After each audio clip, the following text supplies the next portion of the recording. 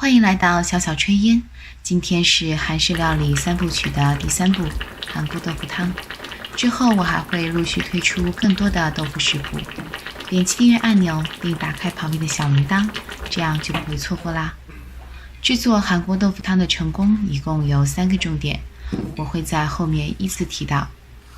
韩国豆腐汤的第一个重点就是要制作海鲜汤底。正宗的韩国豆腐汤就是用洋葱、凤尾鱼和海带熬制的。洋葱需要1/4个，凤尾鱼在一般的韩国超市都有卖，上面会写着 mirchi， 这是韩国人做汤的时候比较常用的一种提鲜食材，类似于中餐里面的海米或者虾皮。海带最好是选择这种比较薄的。水开之后，将这些食材放入锅中，加1/4茶匙的盐调味，炖30分钟。趁着这个时候，我们来准备一些配菜。小葱2根，葱白和葱绿部分分别切碎。葱白我们会用来炒底料，葱绿我们会用来做最后的葱花提香。制作韩国豆腐汤的第2个重点就是炒底料，需要用到我们刚才切的葱白，另外需要5瓣大蒜切碎。最重要的调味料就是韩国辣椒粉，这是我从韩国超市买的，上面写着 gochugaru。 这也是制作韩国豆腐汤的第3个重点，就是不用韩国辣椒酱。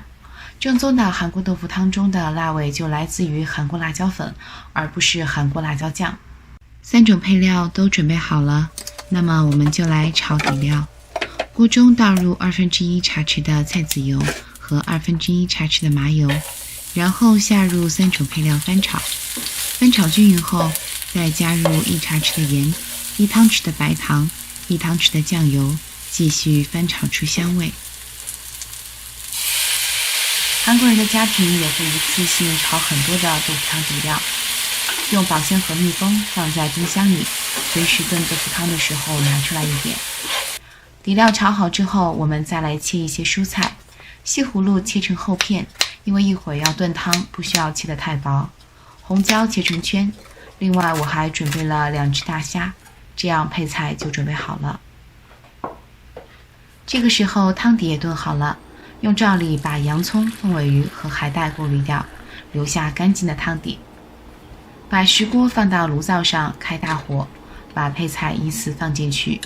虾因为比较难熟，我放在下面，然后是西葫芦，还有辣白菜，然后是我们炒好的底料，再把炖好的汤底一勺一勺的舀进去，不要太满，8分满就可以。这是从韩国超市买的豆腐，上面写着 suntubu， 最好把豆腐先打开放到一个碗里，然后用勺子一勺一勺的舀进去。